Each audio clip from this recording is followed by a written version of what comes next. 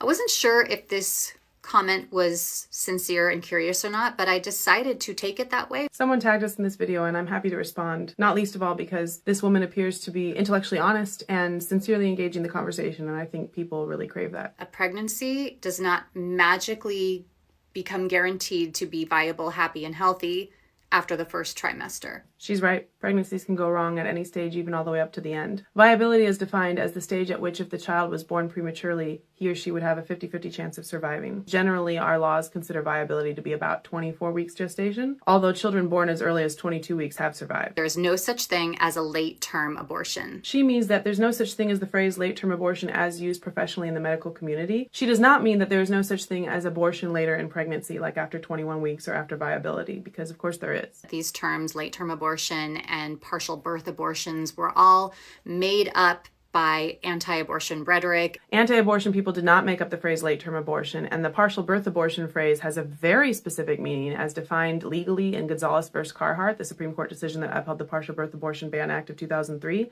And it also has an equivalent in the medical community. It's known as intact dilation and extraction, and it's defined very specifically there as well. It's worth noting that ACOG has a lot of opinions on what phrases people should be allowed to use when talking about abortion. They don't just object to phrases like late-term abortion. They also don't think you should say surgical abortion or self-induced abortion or elective abortion or abortion provider. And if you read their language guide, you'll see that almost none of their objections have anything to do with medical accuracy, and almost all of it has to do with their views of connotations, biases, and value systems. In other words, it's not so much a primer on medical terminology as a public relations piece for abortion. Abortions are described based on the amount of weeks or the trimester. I agree with this. I think the best way to avoid confusion is to use the number of weeks you're talking about. So when we talk about later abortion, we're usually talking about 21 weeks or later, because that's the way some statistics break down. Or if we talk about post-viability abortion, we're talking about 24 weeks or later. Why abortion access is necessary, including fetal anomalies. Keep in mind that when we talk about abortion for fetal anomalies, sometimes we're talking about life-incompatible anomalies like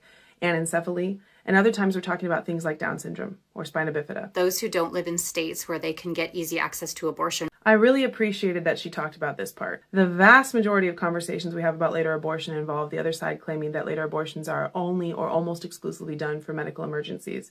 But this is acknowledging that some of them are done for other reasons, in some cases because they couldn't access abortion earlier, and that may be because there were abortion restrictions where they were, or maybe because they just didn't have the money or the time off work or other resources to get the abortion earlier. Women also get abortions later in pregnancy, and by that I mean 21 weeks or later, because they struggle to decide whether they wanted to abort, or because they simply didn't know they were pregnant sooner. There is no research showing that even the majority of later abortions are done for medical emergencies. The fact is that there are multiple places in the country where women can abort healthy, viable fetuses for no medical reason.